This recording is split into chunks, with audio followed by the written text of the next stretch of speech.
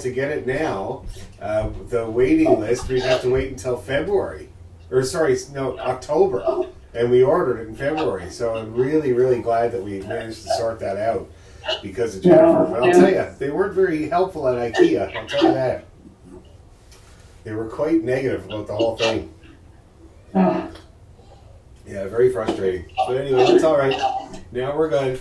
And I spent helping my friend Ross move his stuff into a storage unit because he's the same contractor as ripping his place out and redoing it. And so they've moved to a different house for 4 months, I think it is, 4 months.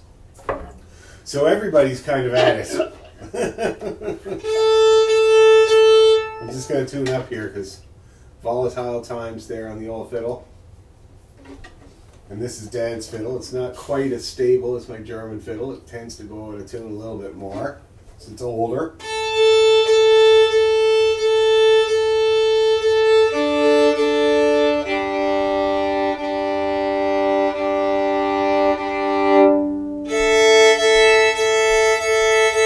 That'll do it. Okay, so why don't we get warmed up? We'll do our G major, and then after we're finished our G major work, maybe we'll practice those two tunes there, Swallowtail and Kesh, just quickly. And then we'll work on D major, because we're going to do a Shogun, and that pretty well uses the whole fiddle in the key of D, including the option of going up to the high D. That note there. So it is optional. It is not required, but I do like to show people, if you were to try to do it, how you would do it and the best way to try to do that, you know? Because it is in the tune and it's lovely when you do it. Anyway, I'm going to start the recording. Recording in progress. And we'll start getting warmed up. Alrighty. Okay, so we'll do our nice G major scale.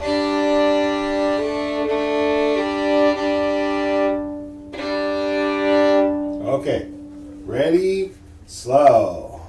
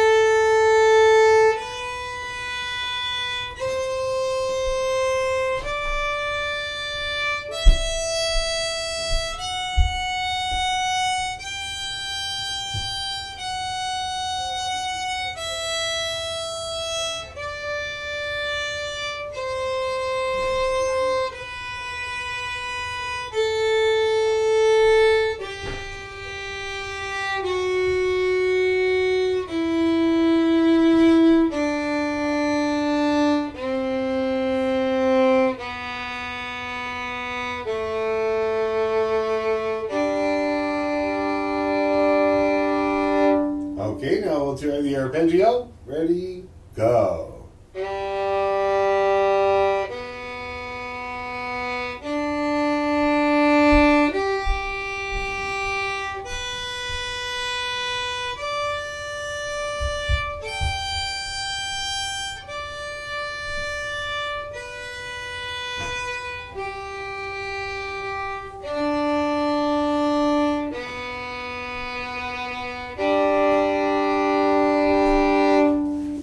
Alright, geez, my fiddle sounded good this morning. I gotta let these guys in here.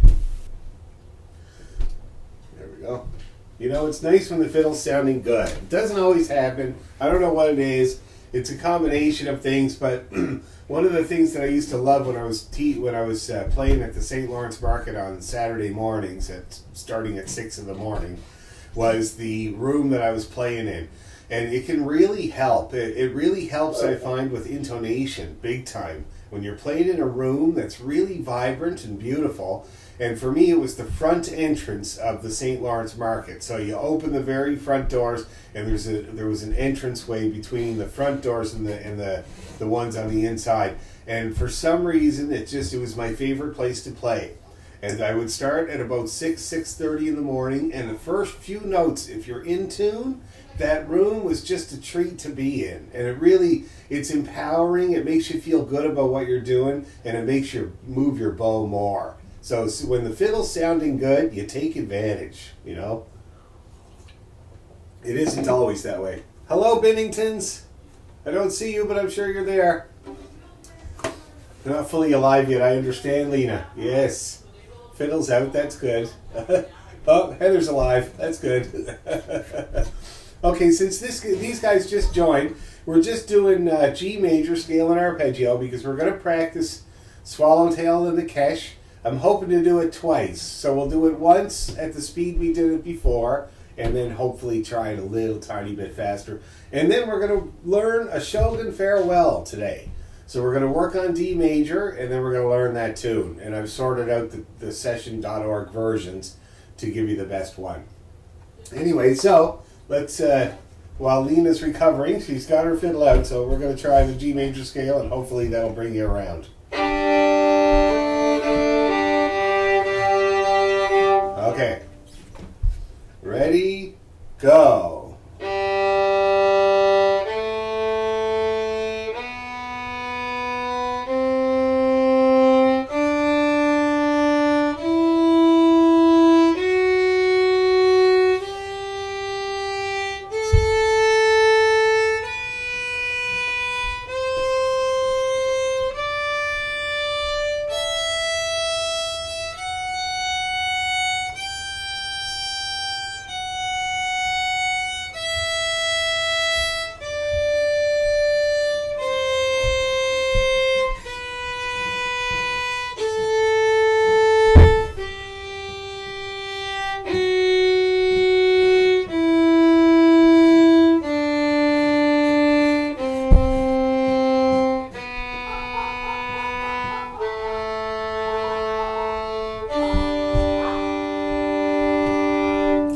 Let's do the arpeggio.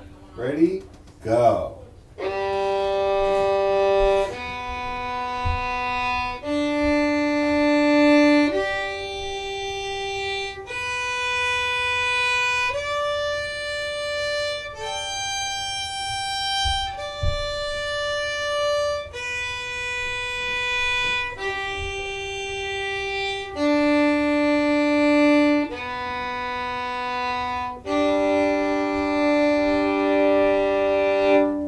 Okay, how's everybody feeling about the key of G? Is it settling in all right? All right, good. Now, just to make sure, since we're going to do jigs, let's up the tempo a little bit. Let's do it like this. And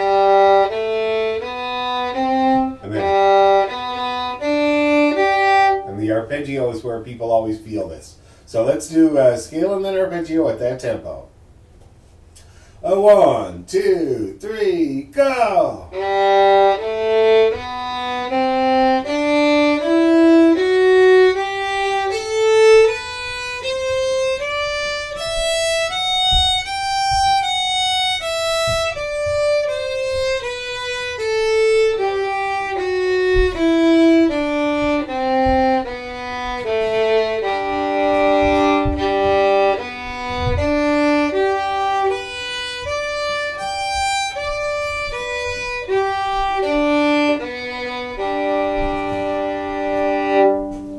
How's everybody feeling about that? How did it go? Did it go okay? Oh, that's great. Very, very good. Now, I was thinking about the double stops that we're practicing, and I was wondering about doing them in the fashion of the little circles in front of your nose, those momentary little notes that we worked on at one time. So, and that looks like this. So, we were doing it before just on kind of, you know, like that, open string. So let's try doing them on the double stop. So shall we just watch it all demonstrate?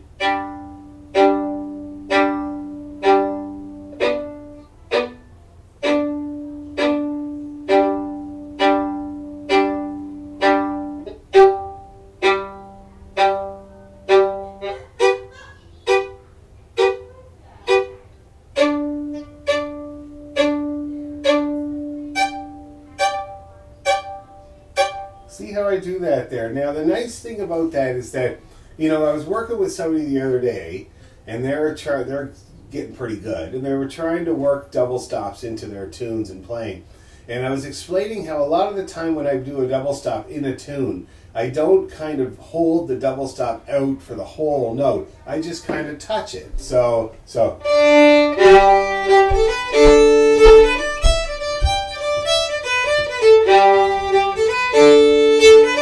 how I did that? So I did the double stop at the beginning of the G, but then I just kind of stayed on the G there. So just momentary. And it's better. It's more sort of along the lines of the sound that you hear when you hear people playing double stops in a tune. If I did it like this,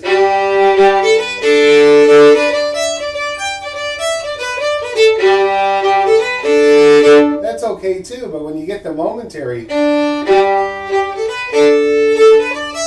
it's nice because that lower note rings while you're playing the others. See that? On its own. So I thought it'd be a nice approach to get used to just being able to touch those double stops and continue on. So let's give it a try. So we're going to do little circles, 4 little circles. And I'm really just letting the bow drop on the strings there. You see that? Just letting her drop, trying to get the right touch. So let's give it a go. 4 little circles per set. Ready, go. Next. Next. Next. Next.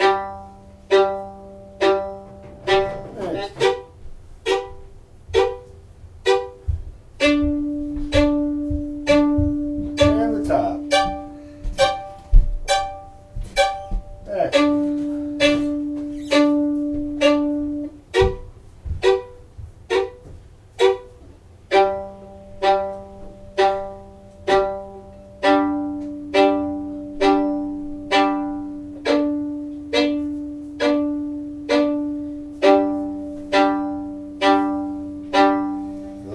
Now, how did we get along doing that? Did you have some successful ones? It's going to be an average, right? You're going to get so many out of 4 that are going to work. I was going to say, on the open strings, it was working pretty good, but when you have to try and figure out the tuning of the strings, it's very tricky with those very short notes. Yes, you got to listen close, and you got to do it on the next attempt. So when you hear your first little touch there, you hear that one string is flat or whatever, try to make the change before the next one that you do, and then you'll hear that change. And that'll make a big difference, okay? Why don't we just give it a go again right away? I think it'd be good. Thanks for doing laundry, Jane. No problem. All right, here we go. 1, 2, 3, go.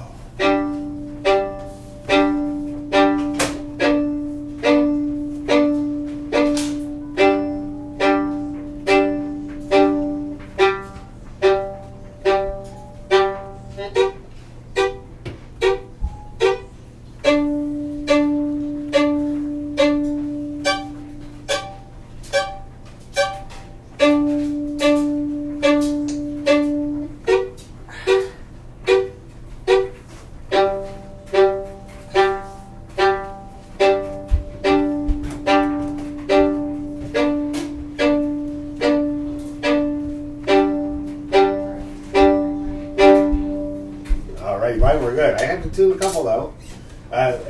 Julie, your bow looks a little tiny bit tight today. I don't know if you feel that it's too tight, but it looks a little tight. Oh, the way it's... Yeah. Yeah, I was just noticing. I must have dropped it and I got a chip out of the end of the frog here. So. Oh, no, really? I'm trying to remember where did that happen, but... Oh, my God, I hate that. My bow, my German bow, has got a...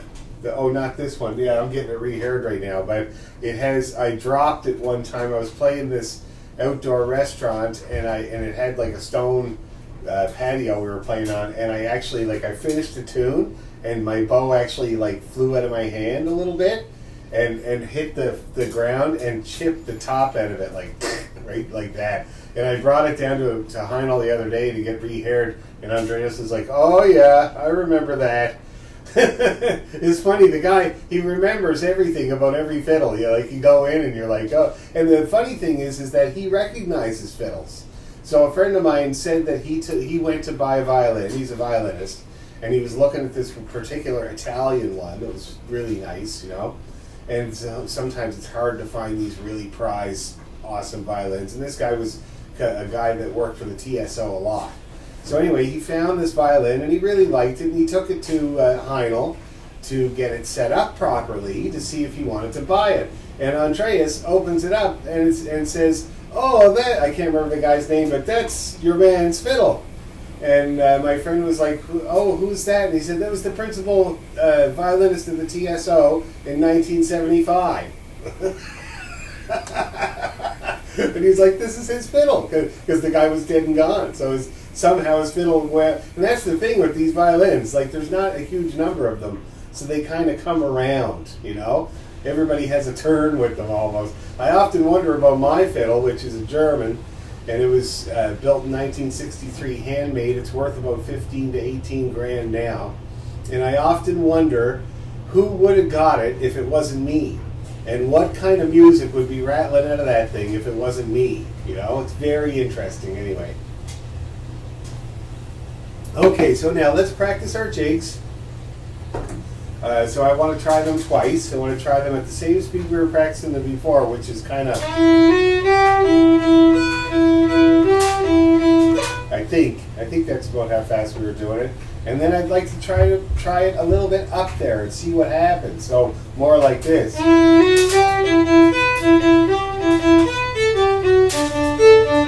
And with the effort of just keeping going. But first of all, let's do it slow just to make sure it's all there. And then we'll try it a little bit faster, okay? I'll count you in. 1, 2, 3.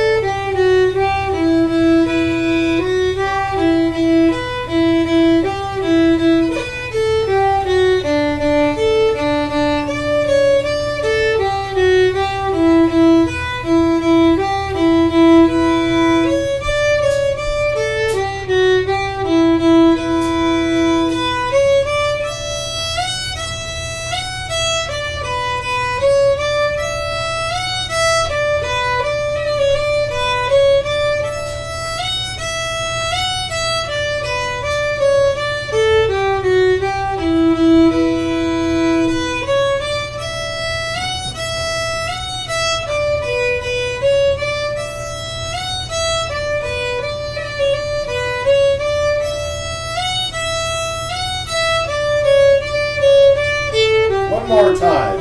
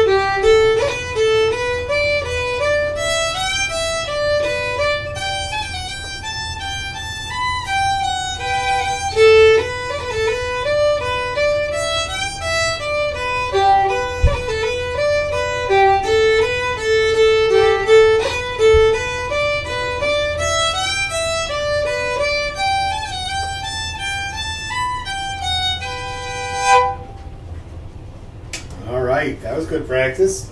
It's good practice for me anyway. I had a squeak there. I don't know if anybody heard that terrible squeak. I sure did. And it was caused by my third finger being on the A string, and it was touching the E string a little bit, and I went to play the E string, and I failed to get my finger up off there, you know? And I put it down to the laziness of the morning. It happens, you know? Your hand just not this sprightly right now. Anyway, how are you guys feeling about that? Is it all good? Oh, hey, Lena. How's it going? Right on. How's everybody else feeling about that? Any problems? Should we try to go fast? Yeah, let's do it. It's all right, Heather. Keep your helmet on and your gun up. Don't worry about it. Let's see here. So, we're going to try it. Earmuffs. I was teaching a guy one time, and he was working on something that was high, like way high up on the fiddle. And I was sitting there, and I was listening to him, and I was, you know, waiting. And then he turned around and he goes, "Can I get you a pair of earmuffs?" Okay, so we're trying to do it like this.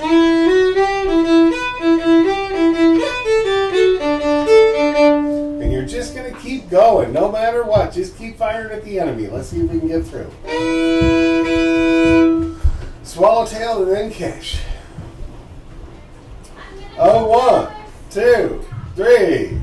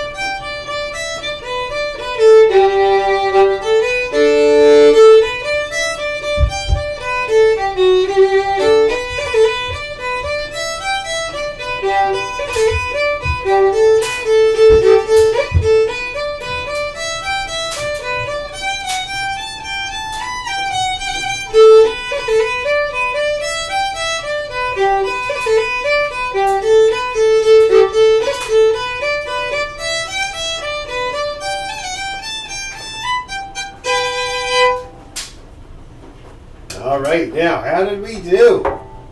I'm very interested to see how everybody did. That was kind of a medium fast. That was like, you wouldn't dance to it, but it did still had a rhythm to it. So it's the borderline of tempo, and I'd be interested to see how everybody did. Anyone? It was, the Swallowtail was easier to keep up, the Kesh much harder, just because I play Swallowtail a little more than the Kesh. Okay. And I still find the ending of the Kesh challenge. Yeah, that's right. So I would take it and practice it on its own. The last 2 bars, and there are so many tunes that do that exact move. So it's very valuable to practice that. In the classical world, they actually do scales. Da da da da da da da da da da da da. They do a whole scale like that. See, because it's such a prevalent pattern that you come across all the time. So taking those 2 bars and practicing them endlessly will not only help this tune, but a lot of other tunes. Okay, you make a good point though. So a little bit more time spent on the Kesh, I'd say. How about you, Lena? How did you do? I saw you stop a few times there. I was interested in why you had to stop. Yeah, mine's doing the same. The Swallowtail, I would say that speed for the Swallowtail is very comfortable without adding anything fancy. Yes. But the Kesh, I'm the same. I just haven't done it as much. Like the Swallowtail I have memorized because it was like one of the first tunes we did. Yes. So I find it easier when I don't have to look at music. And the Kesh needs more practice to get it that quick. And you're still looking at the music you find. Yes, and I'm still looking at fingers, like not even the notes. Yeah, okay. Okay, so one good thing to do about that you make a very good point there, is to try to get the phrases of the tune a little bit sort of internalized, you know? So you got the first phrase, which is kind of... Right? You get that really good. Now, I saw everybody doing that pretty reliably. And it's good to just practice it, just on its own, get good at it. Now, you got the next bit. The next bit is challenging. Watch my hand when I do it. See how my third finger stays there pretty well throughout that whole passage.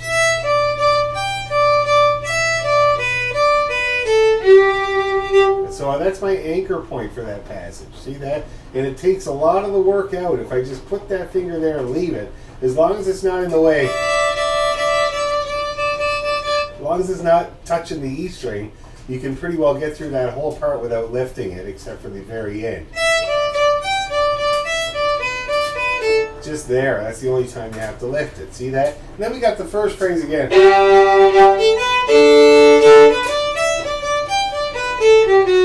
And the second phrase of that is very similar. Now, in the second part, this is what you should practice. And do it a few times, because it's basically just an arpeggio with an added E. That's all that is. See? And we practice the arpeggio so much that it should be there.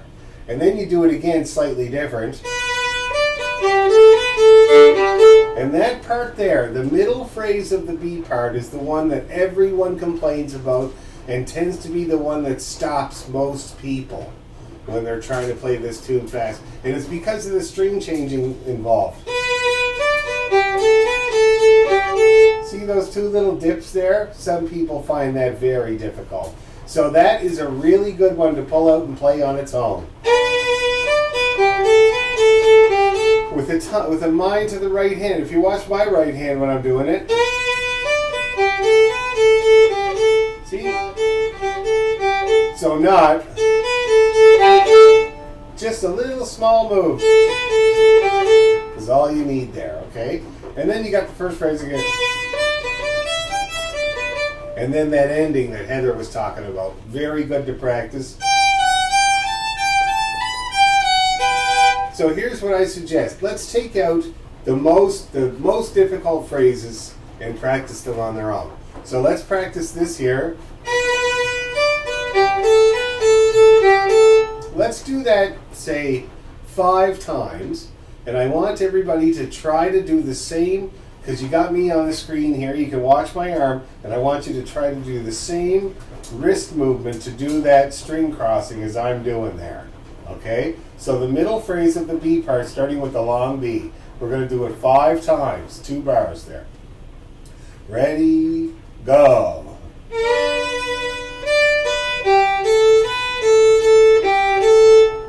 All looking good. Let's do it again. Ready, go.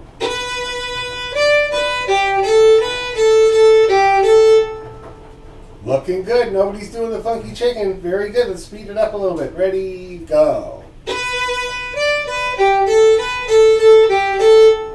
Looking great. Let's do it again. Ready, go.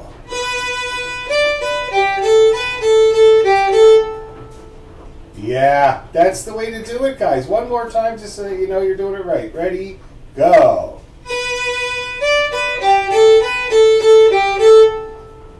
Yeah, it's great. It's going to go work out great. Now let's do this.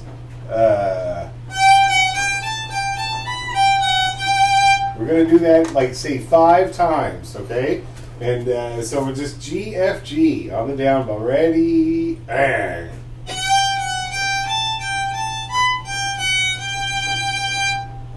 Yeah, and try when you reach for that 2, or sorry, when you reach for that high B, try to let the 2, just let the pressure off of it, but try not to let it move off the string. So you can see that I keep it down there the whole time, but I don't have full pressure on it. When I'm reaching for the 4, I'm just kind of relaxing that 2, and then when it comes time to play the 2 again, I put the pressure in. See that? So it's a placeholder. You can see I even scoot it back a little bit because I know it's going to come up.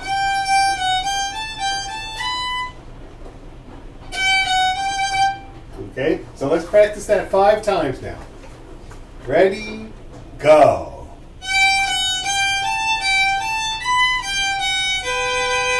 Do it again. Ready, go.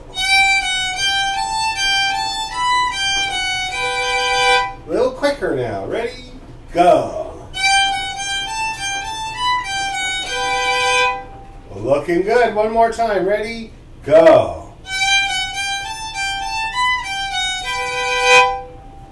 Okay, how's everybody feeling about that now? Is it a little easier on the hand?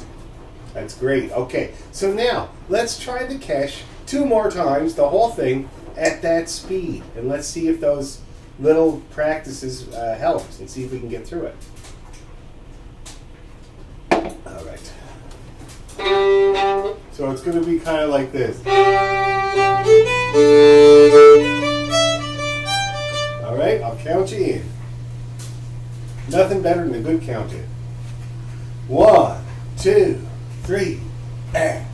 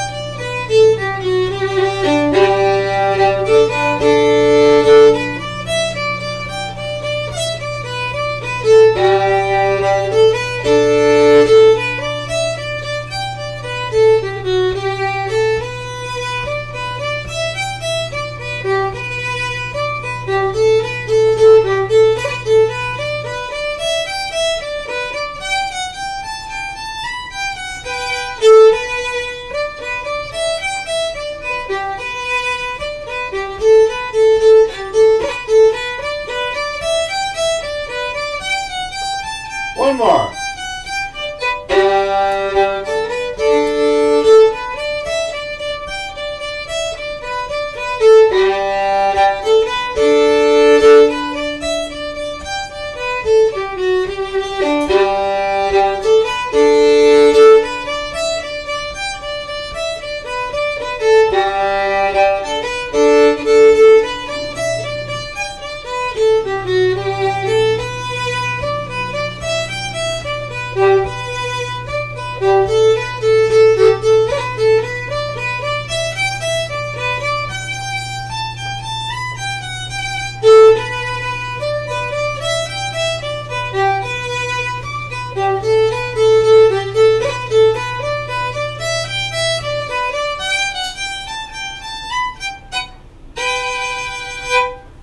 Now, it looked like more success happened that time around. How did everybody feel? Did you? It wasn't perfect, I know, but did you have more success that time around?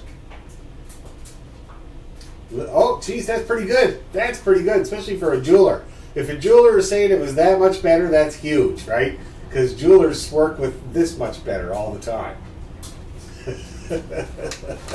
Very good. Okay, and that's how I want you to work on it. So it seems like what I'd like to do next time with the Kesh is to give you a little quiz with the phrases, because I feel like it would be useful for some people to get off of the music, all right, to be able to get some speed and some momentum going. So next week we'll have a quiz with the phrases of the Kesh.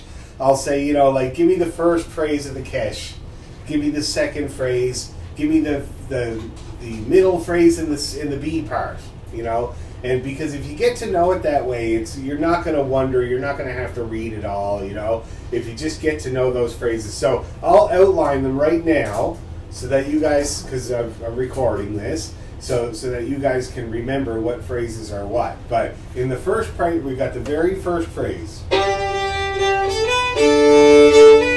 Second phrase. First phrase again. Same exact thing. And then the ending phrase, which is the second phrase but slightly different. Okay? And the way that I differentiate them all the time is that the second phrase, the first time around, hangs around up high. See that? It's all on the A and the E string and hangs around in the high part. But then when you go to play that phrase the second time as the ending, it goes right down to the G. See, it doesn't hang around up there very much. It goes right down. And that's how I tell them apart, okay, because they are very similar. So that's the first part. First phrase, second phrase. First phrase again exactly. Second phrase slightly different, goes right down. It's B part. That's the first phrase there. See that? The second phrase is an expansion. And that's the hardest phrase of the tune, a lot of people feel. Most people, when I'm teaching them, that's the one they hang up on because of the string crossing, and that's how I remember it. See that? And then the third phrase is kind of winds up the ending. See, the only difference between the first phrase and the first phrase the second time around is the last note there. And then we go up, we go. A little scale up to finish. So I'll recap those. First phrase. Second phrase slightly different. First phrase again, but. And then the ending. Okay, does that help? Does that spell it out a little bit more plainly that you can remember? I'm hoping. Good. Okay. So next week I'm going to quiz you. I'm going to ask you which phrase I'm playing, and I might even get you to play me a phrase. I'll pick one out and get you to play it for me, okay? And that way we're going to have mastery over the Kesh. And you won't have to look at the music anymore. And you won't have to wonder if you're on the right part anymore. You'll just be worrying about your bow, which is the main job of what we should be doing, okay? So that's what we'll do with that. Now, a Shogun Farewell. So before we get into it, I'd like to play a D major scale in arpeggio. A Shogun Farewell is in the key of D, and it uses the whole fiddle, right? So we want to be able to get to know this key all over the whole fiddle. So we start on the D string, and we go all the way up. We're going to go up and take it all the way up to high A, and then we're going to take it all the way down to low A. Okay, so we're starting on the D. We'll go nice and slow, give you a chance to tune your notes. Ready, slow.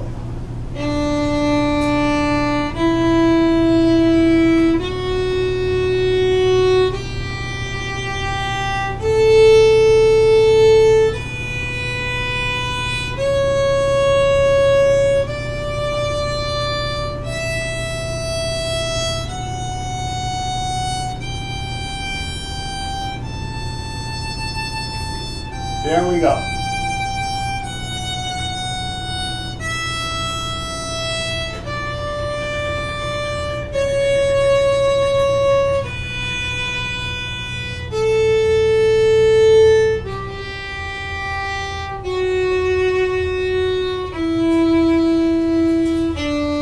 Keep going. C sharp.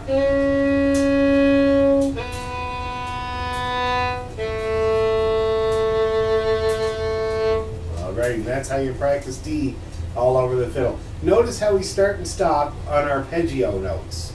Notes that are from the D major arpeggio, because it makes a little bit more sense to the ear. Okay? Now that might have been confusing for you because my washer is going, and my tuner here was listening to the washer. The washer was playing a very sharp E, so it has to work on its intonation because it's really, really sharp. Anyway, so that might have been throwing you a little bit because it was quite loud. It was so loud that the tuner was tuning it instead of me, which is quite something, you know. Anyway, let's do it again. Everybody got the procedure, how we do it? Let's do it again.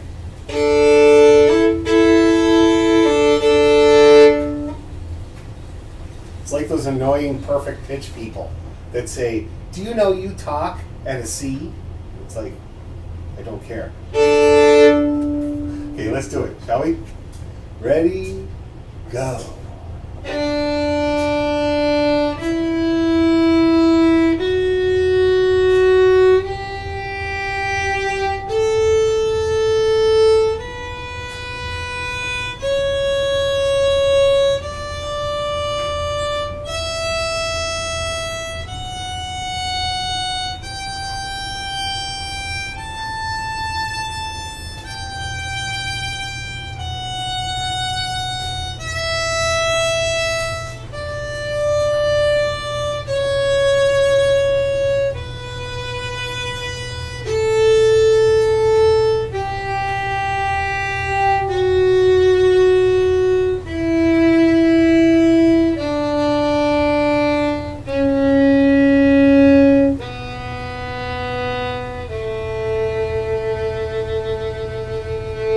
Okay, hopefully that was a little bit better. Now with the arpeggio, I like to start at the low A, and then hit the D, all the way up to A, and all the way back down. That's the D major arpeggio in what they call an octave and a half. Okay, so let's start down at the low A. Ready, slow.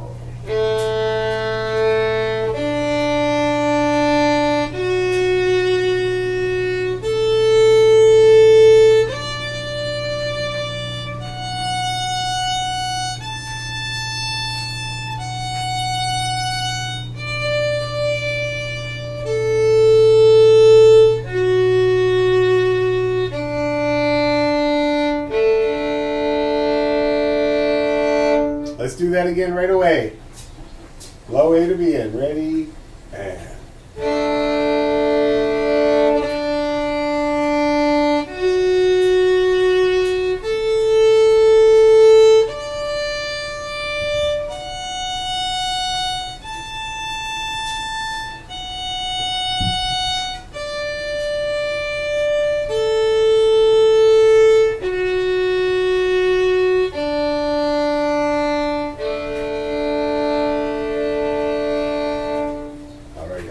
you feeling about D? Is it sitting okay there on the hand?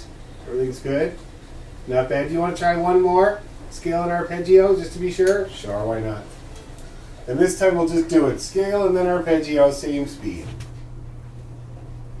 Nobody ever asked for more scales. This is I love it. Ready, go.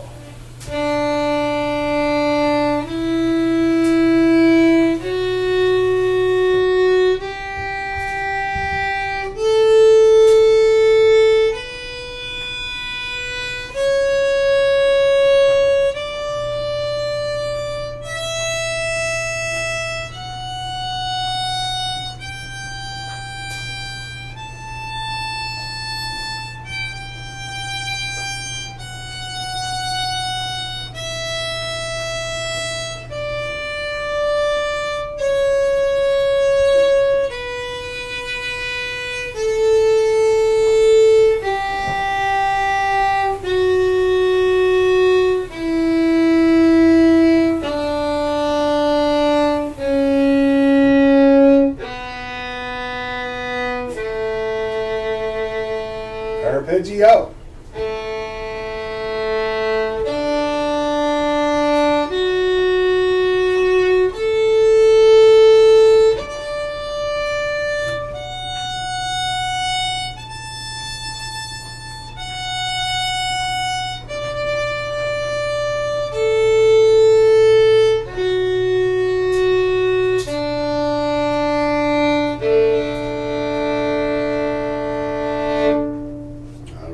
Feeling better? Okay. So now I'm gonna get you the version of a Shogun that I found to be the best on the session.org here. Send it all to you. Send it to you all. Where's my window? There we go. So the session.org. A Shogun.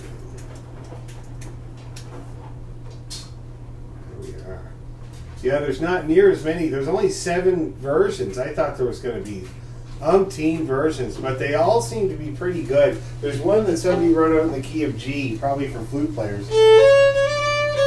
I was looking at number 2, though.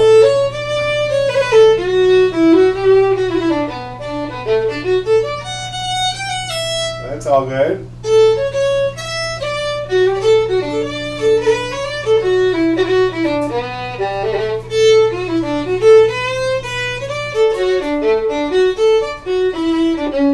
That's the perfect one. It's number 2, and I'm just gonna make a PDF of it and send it to you guys because it's simple. Now, I've seen like the version in Jay Unger's book, and it's not quite as simple as this.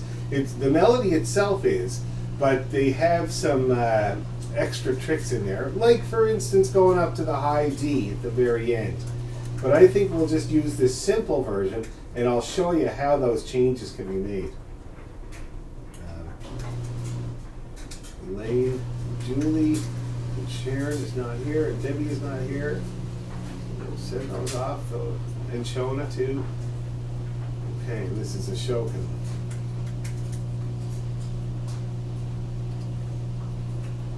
Number 2 on the session.org.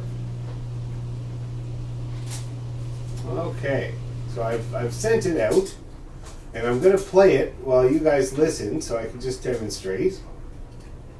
And you guys can hopefully follow along. Now, this is something I've been doing lately with some people that are getting kind of handier with reading, is that I'm going to play the tune, and I want you to get that music out if you haven't already. And if you have trouble getting the music out on your screen while I have the Zoom screen, I can share the screen here so you can watch it while I play it. And I want to see if you can follow along what I'm doing on the fiddle with the music there that you're looking at, okay? I think it's been a very good exercise for people, and people are very surprised at how well they get along. So I'm going to play it nice and easy, and you guys are going to try your best to follow along and see if you can watch me play the notes as they go by. I liked the little tour of your apartment there, Lena. It was short, but it's a good one. Okay, so I'll play it kind of moderately, and you can see if you can follow along.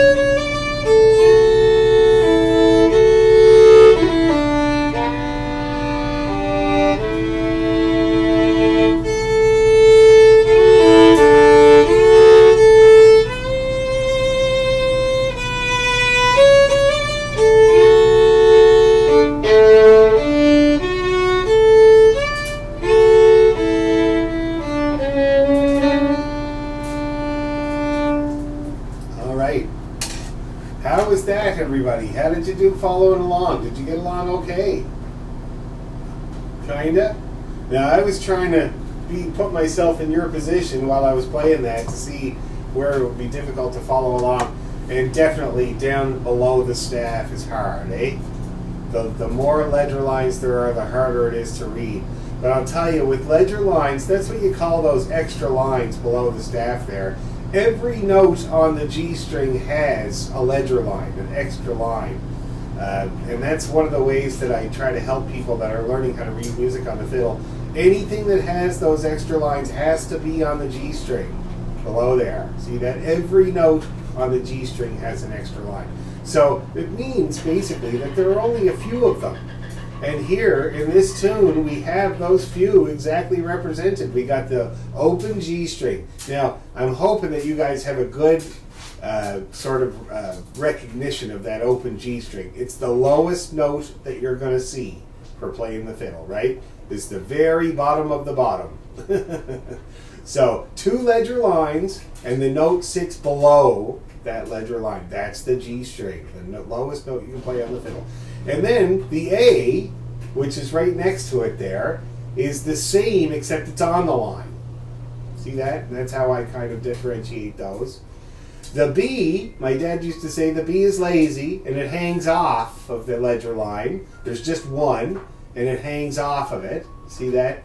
And then C, which is down near the end there, that's Kermit the Frog's eye. Okay, and that's how I remember that. There's only 2 notes on the fiddle that are Kermit the Frog's eye. The low C and the high A. But I recognize those without a doubt because of that. Ever since I was about 8 years old, I've been noticing that Kermit the Frog's eye, and I know exactly, and they're both third finger notes, eh? That's the other thing. Both of them are played with the third finger. So as soon as I see that Kermit the Frog's eye, my third finger is like the dog that reacts to the bell, you know? It's like, whoa, it just gets right in the game there.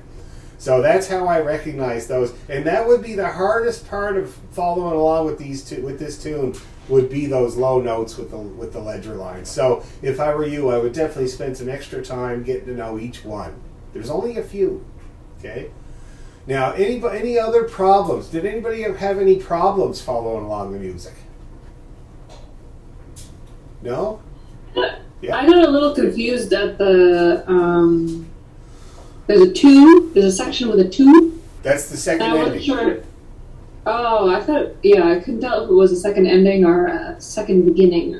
Yeah, it's the second ending, and they're always written the same way. Tunes are always written the same way. They usually have a first and second ending. People do all kinds of little moves and maneuvers to get out of writing out the whole first and second endings all the time. And, you know, over the years we've come to realize that. Like, so for instance, if you look at the very end of this tune, you see the long D there. You see that long D?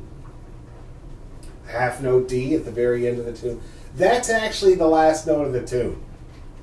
So if I were to play the whole tune and finish it off, it would be on that low D. This A and C here is actually meant for either starting the tune, for starting the tune again. Do you notice how the A and C, there's an A and C at the beginning of the tune as well, these 2 pickup notes? So basically, I mean, and this is something you run into all the time. They didn't have to put in here, I'm going to share my screen so I can show you guys what I'm referring to here. They didn't have to put in this A and C here. See that? They could have left that off because it's already up here. See that? But over the years, when you start looking for the music and these tunes written out, you see these little tricks all the time. And so I would see that and I would know right away that D is the last note and the A and the C are meant to repeat the tune or go into a different tune. So that's how that works. So basically, when you play the tune, you play the whole first line and you play right until you get to that repeat sign. And then you go back. Now, the problem with this particular version is that they didn't put in a 1. So the 1 would go over these 2 lines, or bars here. See that? It's supposed to be a number 1. And this is, again, it's something you run into all the time in our music.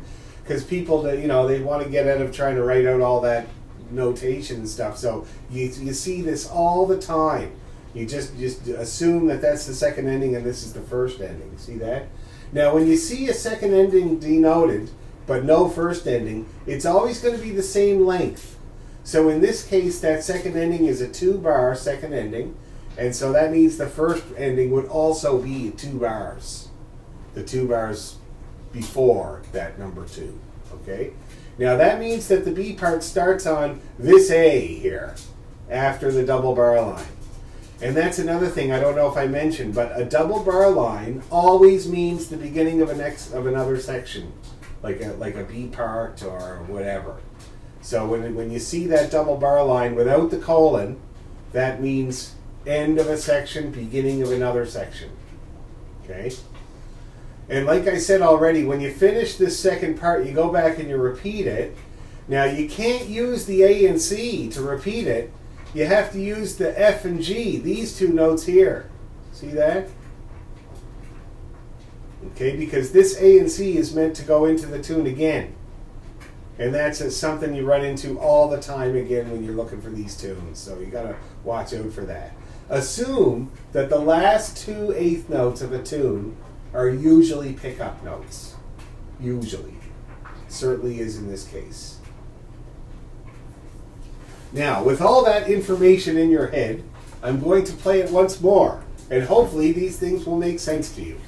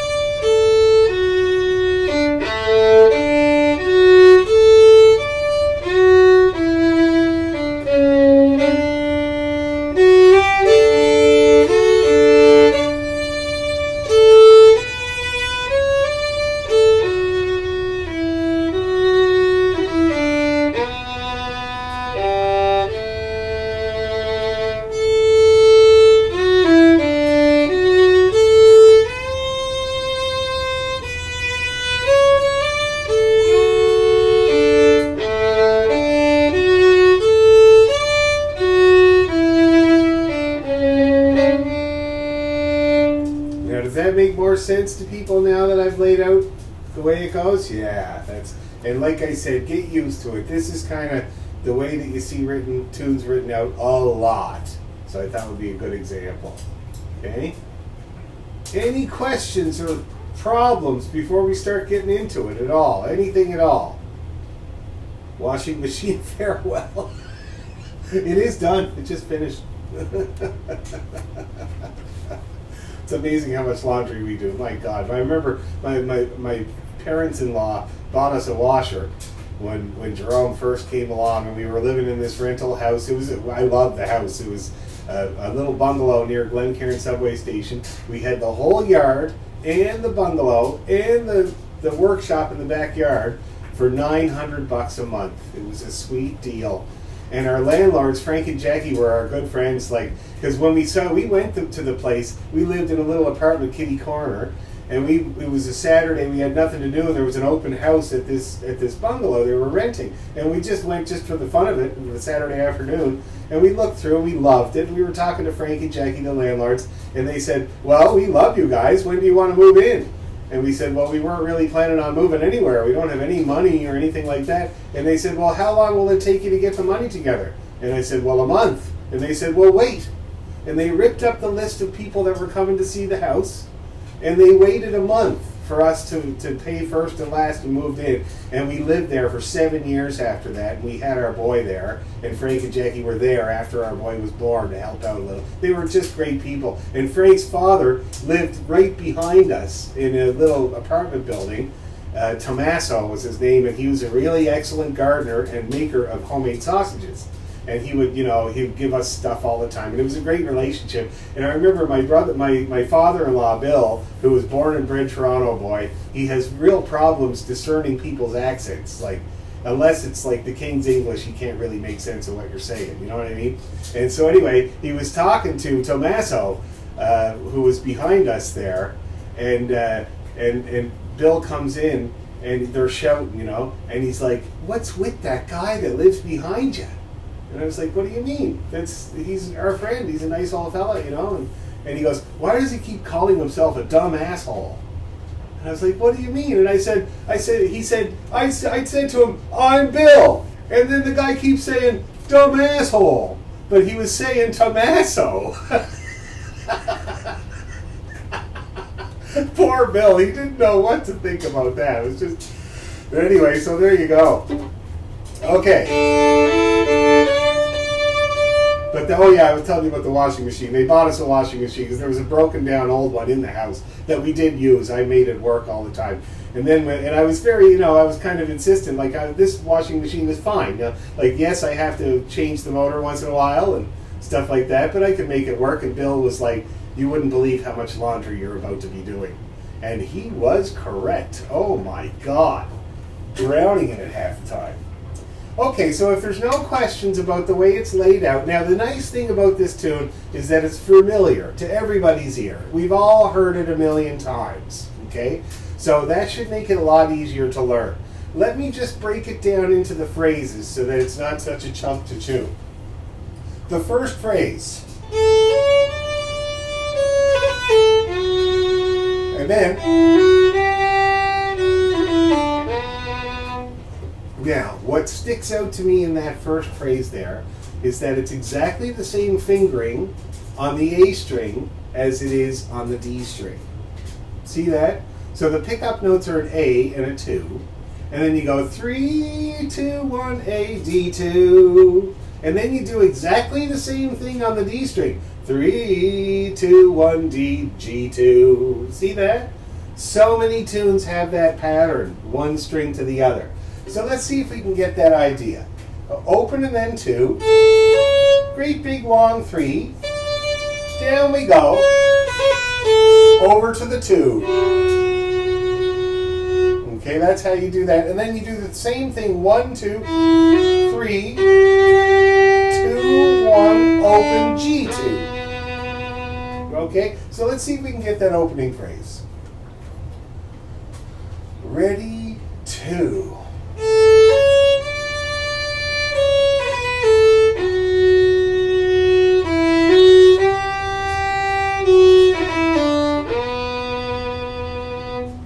That pattern there? Let's do it again.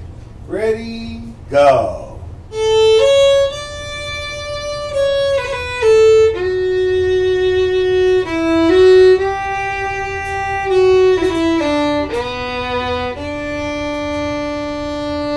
Okay, one more time, just to be sure. Ready, go.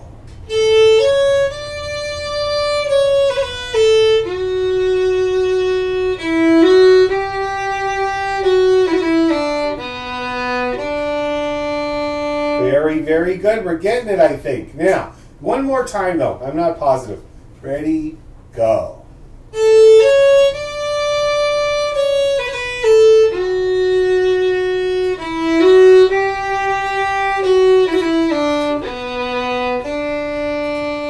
Very good. Now, the next phrase is this big arpeggiation. It has a pickup note of a B, and then you arpeggiate.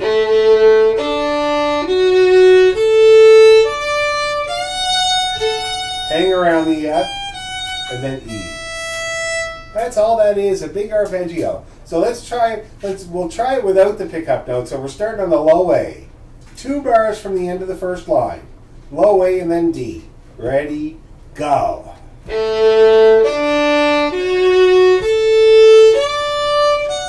Another F. G, F, E. Isn't that nice? What a clever thing to do. My God, this guy Jay Younger is quite a guy. I met him a few times. He's a very, very nice guy. Anyway, let's do this again. This time, let's include the pickup note, which is a B. Okay? Ready, go.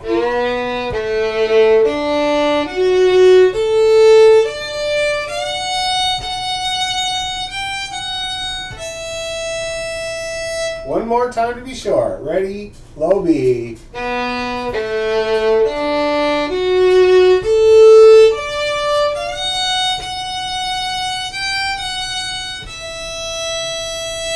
Okay? So now, by rights, we should be able to put it all together, really, if we try. So let's give it a go. So A, 2, 3. Ready, go.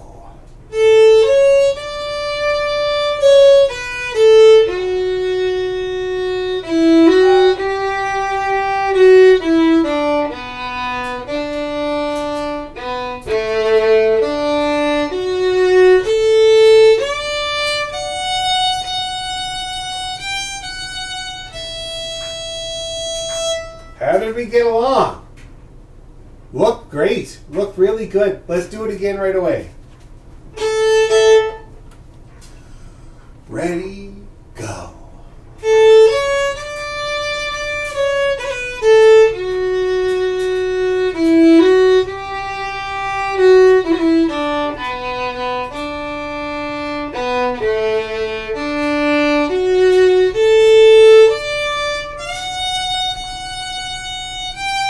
Let's do it again.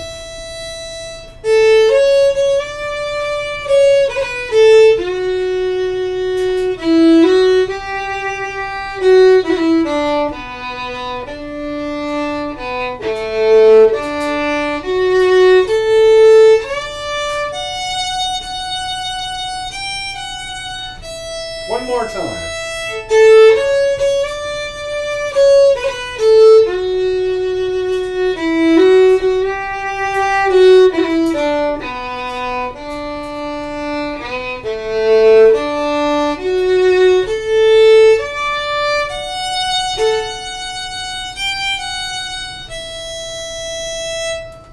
How are we getting along?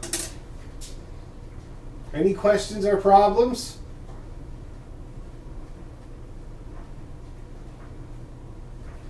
Okay, good. So now we're going to do the second ending. So it's very similar. So, but instead of the long F, we're going to go to the A. Very simple. Okay, that's it. That's all you do. And the guitar player would change chords at that point to an A chord. And then the D. Whereas the first time around, he wouldn't. Okay, that's kind of the difference there. Let's see if we can do both times around. So the first time around, the first ending. The second time around, they're going to try that number 2. Okay? Here we go. Ready, go.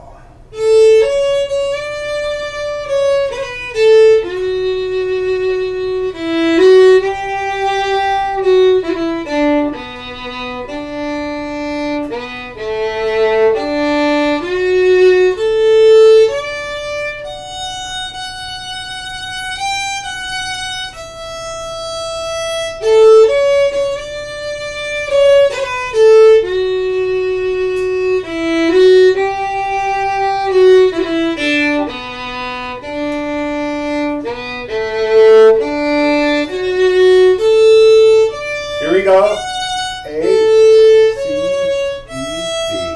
Let's do it again.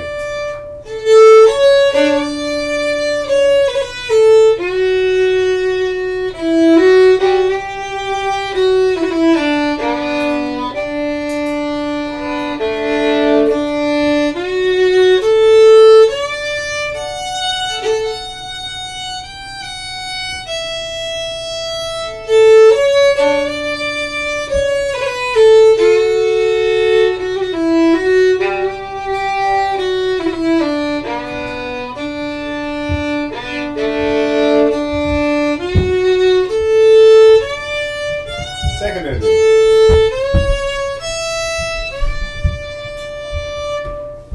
Any problems with the second time around? Or either of them or both of them? question. Not a problem, but a question. When you're going to repeat the first part, do you use the D2, D3 pickup, or do you use the A open 2 pickup? No, when you go to repeat the A part, you mean? Yeah, like you've played just the A part 1. Oh wait, no, because it never mind. I answered the question. It's okay. Yeah, it's the A and the C Yeah. to start it again. The Yeah, F I and was the looking at G, this one. or the D2, the D3, as you put it. That's for the second part. Yeah. Okay. Yeah. Good I was question. looking at the Though. wrong spot. These are things that are very confusing, so it's good to clear them up. I hate when little things like that stand in the way. You know. Any other bits or pieces like that? Anything at all? I'm not fussy. I'll answer the questions. Okay, well, let's try it a few more times then. I actually feel Dad's fiddle coming back to life lately, because I've been playing it lately because mine's in the shop, and the D string is getting much better. At orchestra practice last week, it was barely speaking, that D string, and I had to dig in like crazy, but now it seems to be coming around. So it means I got to play this fiddle a lot more. Okay, here we go. We're going to do the whole thing twice. So that's 4 times around this thing. Ready? And.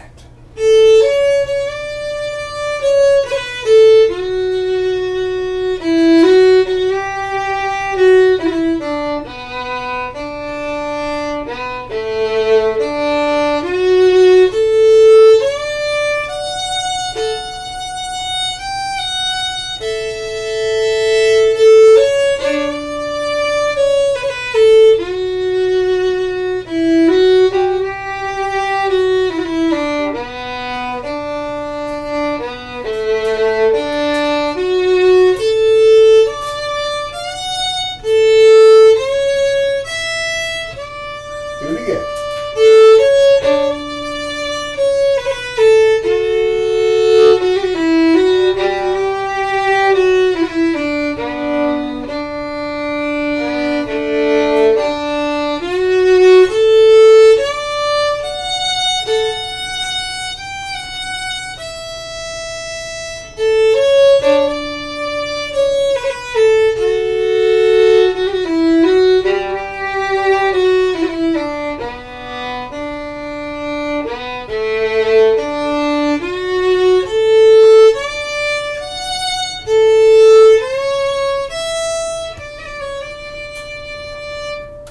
Okay, everybody feeling good? That looked great.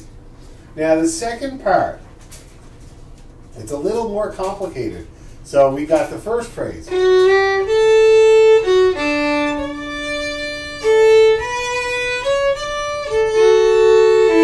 That's kind of the first phrase there. See that? The 4 bars.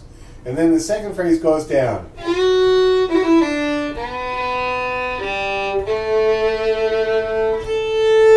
And that's A to A. That's what I always remember about that part there. You play the 2 long notes at the end are the low A and the middle A.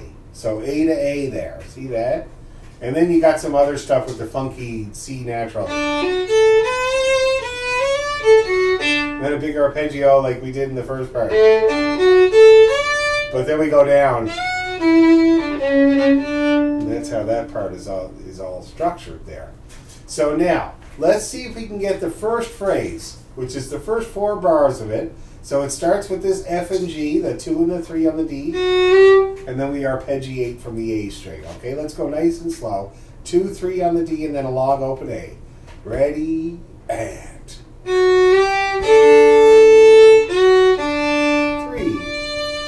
A. Up we go. A, F. Okay, let's just take that much there. Let's try that again. So it starts off with an arpeggio and a long D. Ready, go. 2, 3, A. 2, D. A3. A. 1, 2, 3. A, F. 1. Okay, we'll keep going. Let's do that one more time. It's much better there. It looks much better. Ready, go.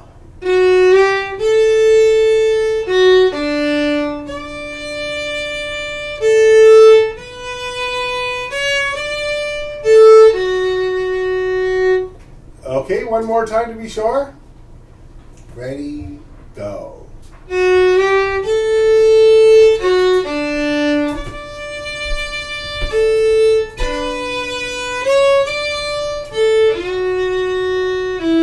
Okay, now the next phrase we got keeps going down from the 2. And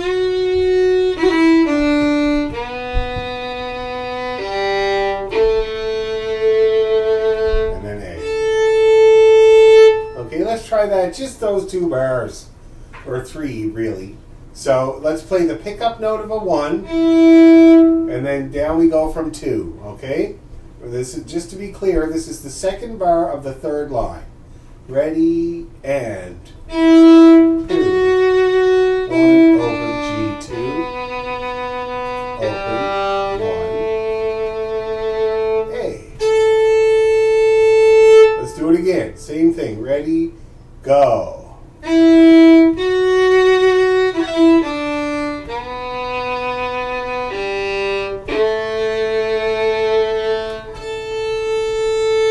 One more time to be sure. Ready?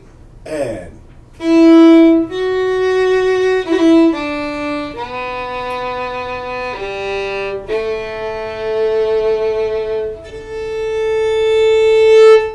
Ah, that's looking good. Very good. Everybody getting that bit there?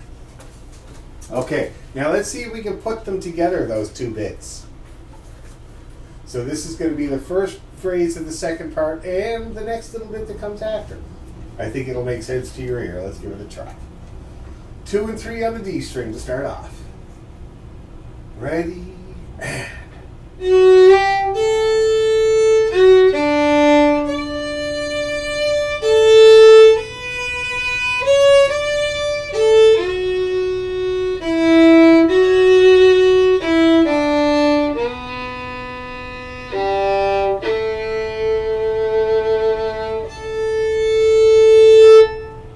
Looks great there, ladies. Let's do it again just like that. Ready, and.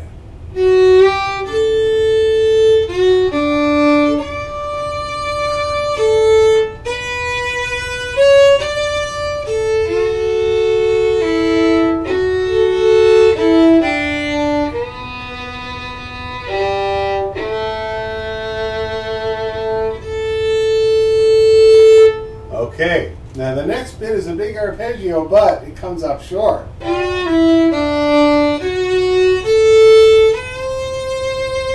Don't you just love that?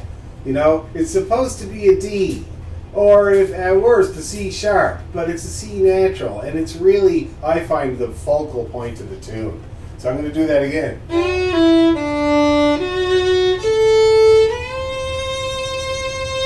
See that? And then we go the B, which is the note just behind that.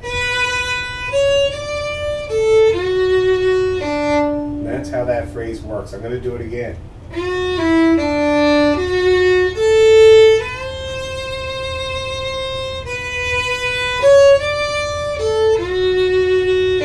Let's try that, shall we? So this is 3 bars from the end of the 3rd line. The 2 and the 1 on the D string there. Ready, go. 1,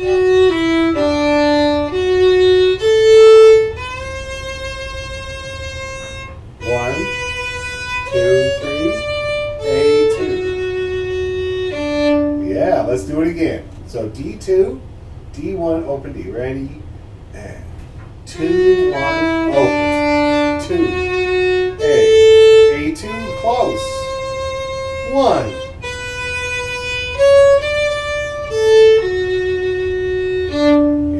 Now one thing to remember is that you play that long C natural, and then in the next bar you're right back to a C sharp.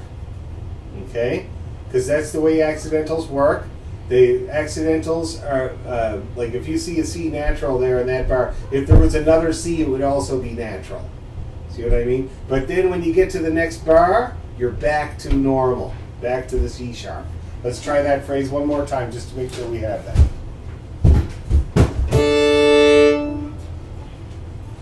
1, 2, 3, 1, 2.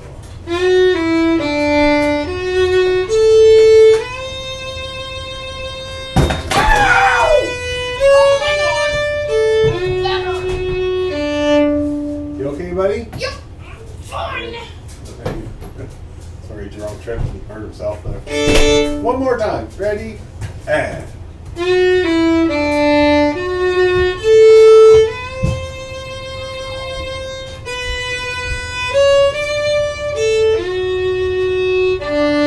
All right. Now we got the last part.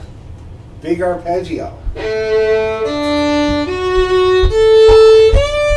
See that? Full-on D major arpeggio right to the D. And then you go back to the F, down the scale, to the C sharp, and then the last note, which is the D.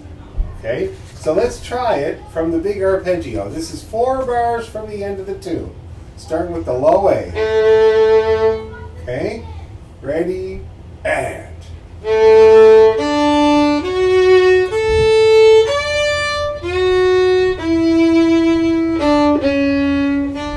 Yeah. Oh, that looks so good. Let's do it again. Ready? And go.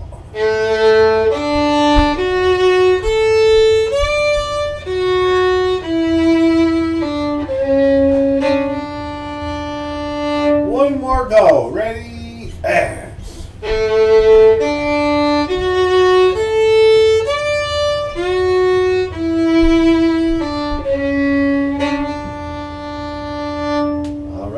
That's the bit of a Shogun. Okay, we're going to try to put together that whole B part now. And it should be pretty simple. We got that little arpeggiated business. Up the scale, down the scale. Long A, middle A. Arpeggio, but it comes up short.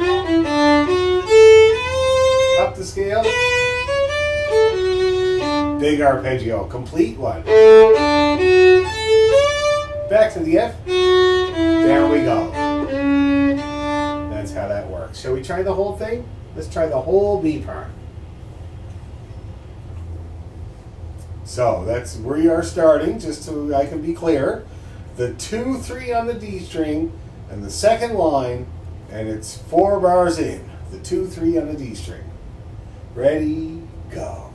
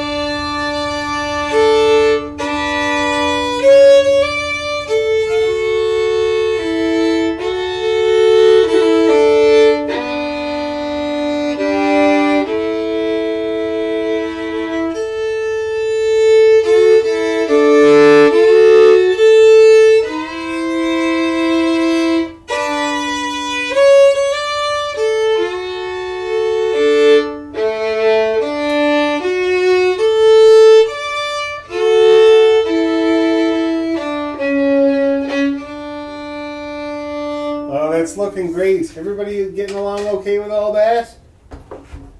Isn't it a great tune, eh? It's the best Civil War tune written in the 80s by a Jewish guy from New York that I've ever heard in my life, I have to say. Okay, cool. Dan, I have a question. Yes. In the last line, the second bar of this last line, Yes. the timing on that, I'm hearing that first note played as an eighth note. Am I right on that, or are you? Second bar of the last note. Yeah. So that F, you mean? Yeah, the A. Are you shortening the A there? Oh, yeah. Yes. And actually, that's kind of an error in this music. That A should be an eighth note. They got the eighth note in the wrong spot. You notice that? Okay. Yeah. So that eighth note should be on the A. And that would make the quarter note the D there. So it would sound like this. See that? And that's definitely the way you do it. That's for sure. And it's probably they just probably put the flag on the wrong note there. Now, if you played it like it was written, it wouldn't be a huge difference. It's fine. See, that's totally fine. But to be clear, the way it was written was definitely that A was the shorter one. Okay? But it all comes out in the wash. It's no big deal. Okay, now, since we've had a little rest, I was going to tell you a story about the market, because this is where I played this tune the most, was the St. Lawrence Market. I played it every Saturday. It was my guaranteed $5 every Saturday afternoon, about 2 o'clock in the afternoon. But I was thinking about the other buskers there, because like the main guy that I always competed with for the good spot, because the thing is that the best spot for playing, which was the front entranceway, wasn't the best spot for money. It was like, I would say about 80% of what you would normally make if you were sitting next to the P-meal sandwich stand. That was the money spot.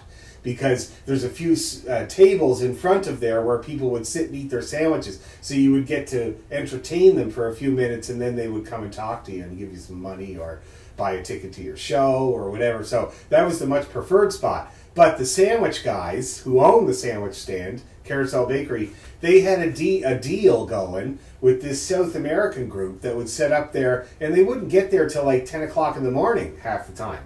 And everybody knows if you want a spot at the market busking, you got to get there at 5 because it opens at 5, and because the drunk buskers sleep there. So you got to step over them and get your spot at like 5:30 in the morning. But these guys would show up at like 9:30 and set up all their stuff. And if you were set up next to the sandwich stand, the guys who owned the place would come to you and tell you to move on because their buddies, the South American guys, were coming, eh?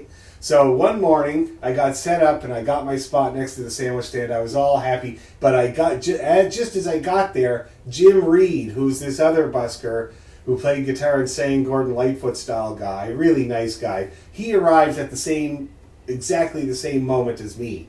And we're just about to put our hand on the chair at the same time, and we saw each other, and I was like, oh man, I got here, you got here, what do we do? And then he had a kid, first of all, that was a teenager that came with him, and he lived up north, and he was like, well, it cost me a $50 cab ride to get here. And I said, okay, well, fair enough. I rode my bike, it didn't cost me anything, you can have the spot. So then, I was taking a break at about 10 in the morning when the South American guys usually come, and sure enough, they had kicked Jim out of the spot, but I was outside, and I noticed him loading his gear into this dilapidated old van. So there was no cab ride for $50 at all. It was terrible. Deception amongst buskers. You think that they stick together, but they don't. Anyway, okay, shall we try the whole thing? I've distracted you enough. I think it'll be great now. We're going to go right from one end to the other. A show and farewell.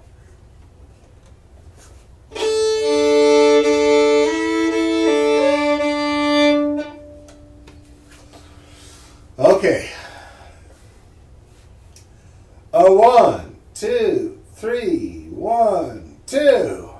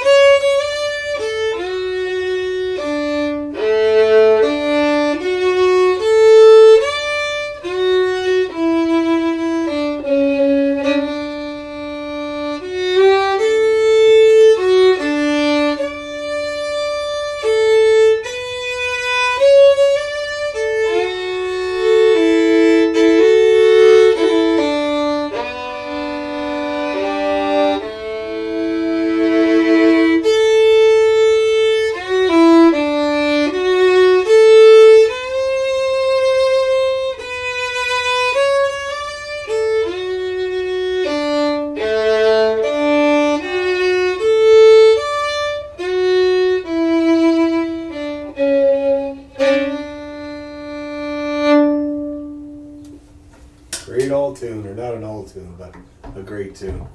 Now, anybody having any issues that I can help with before I leave you with it and make you practice it on your own all this week? And I'll put up a video of it so you guys can practice along. Any questions or problems? And did I hear you correctly? Did you, when you came to the end of the first time going through the B part, the AC pickup takes you right back to the beginning of the B part. So no, AC, no, A. No, the to get back into the B part, you use the FG. Got it. That's why it sounded different. It would be different. Now, it wouldn't totally not work. It would still kind of work, but just so you're clear, that's what you use to get into the B part every time. Okay. Any other questions or problems? No? Okay, well, I'm going to leave you with it. I strongly recommend that you play your D major scale and arpeggio before you try it. And also, I don't know if I sent you guys the double stop pattern for D major, but you would use it for every note of it you could use in this tune.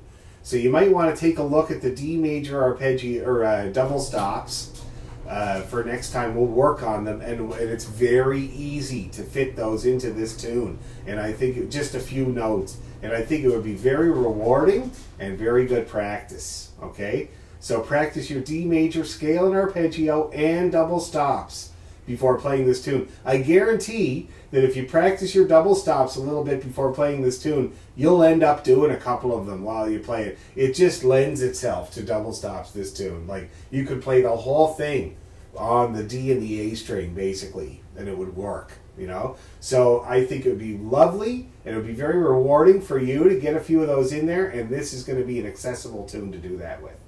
Alrighty?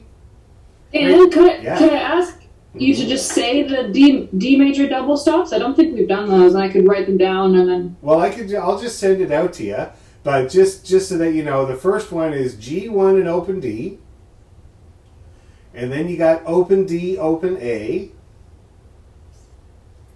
and then you got D2, open A, so that's F and A. Then you got the opens again, open D, open A.